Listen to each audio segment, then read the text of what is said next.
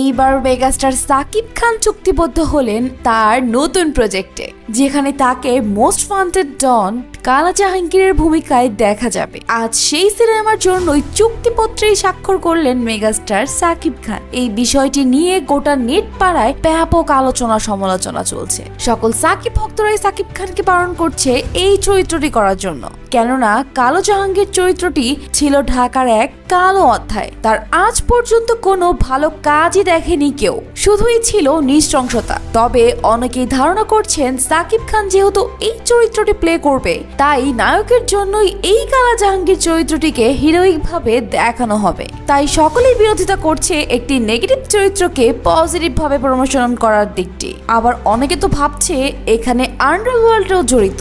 তবে কিছু ভক্ত আবার দারুণ এক্সাইটেড সাকিব খানের আপকামিং প্রজেক্ট নিয়ে। তো দর্শক, আপনারাই বলুন, সাকিব খানের কি উচিত কালো জাহাঙ্গীর চরিত্রে কাজ করা? অবশ্যই একজন সাকিব ভক্ত হলে অবশ্যই কমেন্টে জানাবেন। আর এরকমই আপডেট নিউজ পেতে চোখ রাখুন স্টার কথায়।